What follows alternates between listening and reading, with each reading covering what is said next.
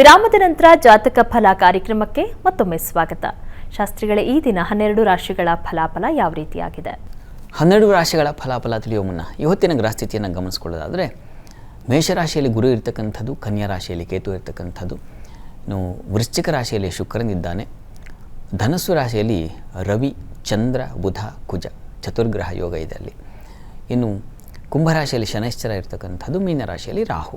ಹೀಗಿರುವಾಗ 12 ರಾಶಿಗಳ ಫಲಾಫಲ ಹೇಗಿರ್ತದೆ ಗಮನಿಸ್ಕೊಳ್ಳೋಣ. ಮೊದಲಿಗೆ ಮೇಷರಾಶಿ. ಮೇಷರಾಶಿಯವರಿಗೆ ದಿವಸ ವೃತ್ತಿಯಲ್ಲಿ ಅನುಕೂಲ, ಸಹಕಾರ ಇತ್ಯಾದಿ ಕಾಣಲಿಕ್ಕೆ ಅವಕಾಶ ಇದೆ. ಈ ದಿವಸ ಸ್ವಲ್ಪ ಧರ್ಮಸ್ಥಾನವನ್ನು ವೀಕ್ಷಣೆ ಮಾಡಬೇಕು. ಈ ದಿವಸ 4 ಗ್ರಹಗಳಿದ್ದಾವೆ, ಹೀಗಾಗಿ ಸ್ವಲ್ಪ ಹೊಯ್ದಾಟವಾಗುತ್ತೆ. ಯಾವುದಾದ್ರೂ ಒಂದು ನಿರ್ಣಯ ತೆಗೆದುಕೊಳ್ಳುವಾಗ ತುಂಬ ಆಲೋಚನೆ, ತುಂಬ ದ್ವಂದ್ವತೆ ಇದು ಉಂಟಾಗುತ್ತೆ. ಬಂಧುಗಳಲ್ಲಿ ಮತ್ತು ಈ ಮುಖ್ಯವಾದ ವ್ಯವಹಾರ ಚಟುವಟಿಕೆಗಳಲ್ಲಿ ಸ್ವಲ್ಪ ತೊಡಕುಗಳು, ಭಿನ್ನಾಭಿಪ್ರಾಯಗಳು ಬರೋ ಸಾಧ್ಯತೆ ಇದೆ ಈ ದಿವಸ. ಜೊತೆಗೆ ಈ ದಿವಸ ಕಣ್ಣಿನ ಬಾಧೆ ಸೂಚಿಸ್ತಾ ಇದೆ. ಈ ಕಾರಣದಿಂದಾಗಿ ಇಷ್ಟು ರೀತಿಯಲ್ಲಿ ಎಚ್ಚರಿಕೆ ತಗೋಬೇಕು. ಅಲ್ಲಿ ರಾಹುವಿನ ಜೊತೆಗೆ ಮಾಂದ್ಯ ಉದಿಯಾಗಿದೆ ವ್ಯಯದಲ್ಲಿ. ಈ ಕಾರಣದಿಂದಾಗಿ ಸ್ವಲ್ಪ ತೊಡಕು ಉಂಟಾಗುತ್ತೆ. ಸ್ವಲ್ಪ ಏನು ವ್ಯಸನ, ಕೆಟ್ಟ ಚಟಗಳಿಗೆ ಬಲಿಯಾಗೋದಂತೆ ಆ ಥರದ ಲಕ್ಷಣ ಕೂಡ ಇದೆ. ಸ್ವಲ್ಪ ಹುಷಾರಾಗಿರಬೇಕು. ನಾಗ ಪ್ರಾರ್ಥನೆ ಮಾಡಿಕೊಳ್ಳಿ. ವೃಷಭ ರಾಶಿಯವರಿಗೆ ದಿವಸ ಲಾಭದಾಯಕವಾಗಿದೆ. ಔಷಧ ವ್ಯಾಪಾರಿಗಳಿಗೆ ವಿಶೇಷವಾದ ಲಾಭ ಕಾಣಲಿಕ್ಕೆ ಅವಕಾಶ ಇದೆ. ನಷ್ಟವೂ ಇದೆ. ಲಾಭ ನಷ್ಟ ಎರಡು ಜೊತೆಗೆ ಇರ್ತದೆ ಈ ದಿವಸ. ಕಂಗಾಲಾಗಬೇಡಿ. ಇನ್ನು ಬಂಧುಗಳಿಂದ, ಕುಟುಂಬದವರ ಸಲುವಾಗಿ, ಮಕ್ಕಳ ಸಲುವಾಗಿ ವಿರೋಧಗಳನ್ನು ಕಟ್ಕೊಳ್ಬೇಕಾದ ಪರಿಸ್ಥಿತಿ ಬರ್ತದೆ.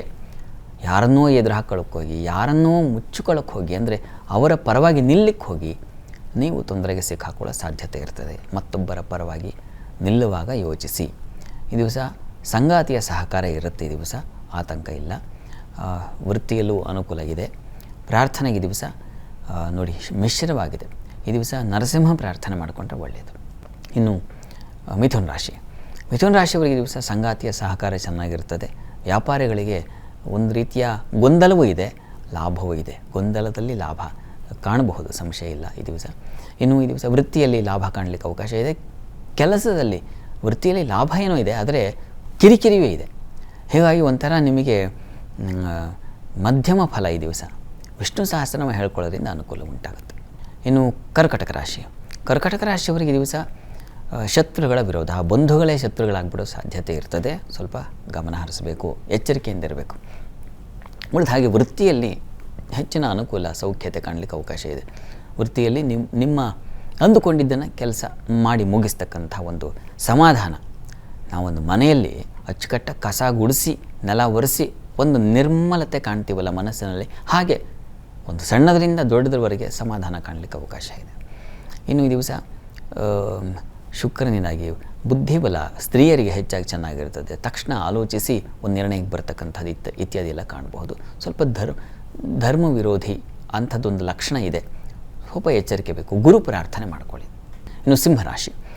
ಸಿಂಹರಾಶಿಯವರಿಗೆ ದಿವಸ ನೋಡಿ ನಷ್ಟತೆ ಇದೆ, ನಷ್ಟ ಫಲ ಸೂಚಿಸ್ತಾ ಇದೆ. ಆರೋಗ್ಯದಲ್ಲಿ ತುಂಬ ವ್ಯತ್ಯಾಸ ಆಗೋ ಸಾಧ್ಯತೆ ಕೂಡ ಇದೆ. ಮುಖ್ಯವಾಗಿ ಲಾಸ್, ಹಣಕಾಸಿನ ನಷ್ಟ, ಅದು ಎಚ್ಚರವಾಗಿರಬೇಕು. ಎರಡನೇದು ಸೋಲು.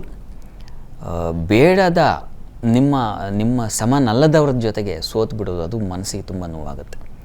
ಆದರೆ ಬುದ್ಧಿಬಲ ಇಲ್ಲ ಅಂತಲ್ಲ, ಬುದ್ಧಿಬಲ ಇದೆ, ಸಾಲದಾಗ್ಬಿಡುತ್ತೆ. ಜೊತೆಗೆ ದಿವಸ ಸ್ನೇಹಿತರ ಸಹಕಾರ, ಅವ್ರ ಸಲಹೆ ತಗೊಳ್ಳಿ. ಸ್ತ್ರೀಯರು ಸಲಹೆ ಕೊಡ್ತಾರೆ, ಅದು ತಗೊಳ್ಳಿ, ಅದು ತುಂಬ ಅನುಕೂಲ ಆಗುತ್ತೆ ಈ ದಿವಸ ನೀವು ಮಾಡಬೇಕಾದ್ದು ನಾಗ ಪ್ರಾರ್ಥನೆ ಮಾಡ್ಕೊಳ್ಳಿ, ಅನುಕೂಲ ಆಗುತ್ತೆ. ಇನ್ನು ಕನ್ಯಾ ರಾಶಿ. ಕನ್ಯಾ ರಾಶಿಯವರಿಗೆ ದಿವಸ ದಾಂಪತ್ಯದಲ್ಲಿ ಭಿನ್ನಾಭಿಪ್ರಾಯ ಸೂಚಿಸ್ತಾ ಇದೆ. ಅದು ಒಂದು ಹೊರತಾಗಿ ವೃತ್ತಿಯಲ್ಲಿ ಅನುಕೂಲ ಚೆನ್ನಾಗಿದೆ.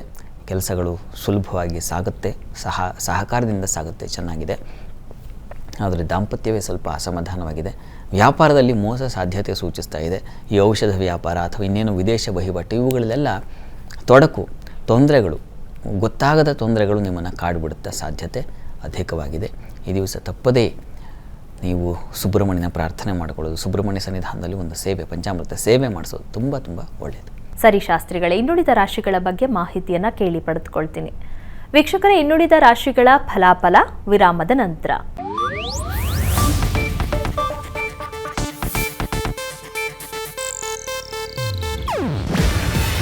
ಇದು ಏಷ್ಯಾನೆಟ್ ನ್ಯೂಸ್ ನೆಟ್ವರ್ಕ್ ಪ್ರಸ್ತುತಿ. ನೀವು ನೋಡ್ತಿದ್ದೀರಾ ಏಷ್ಯಾ ನೆಟ್ ಸುವರ್ಣ ನ್ಯೂಸ್.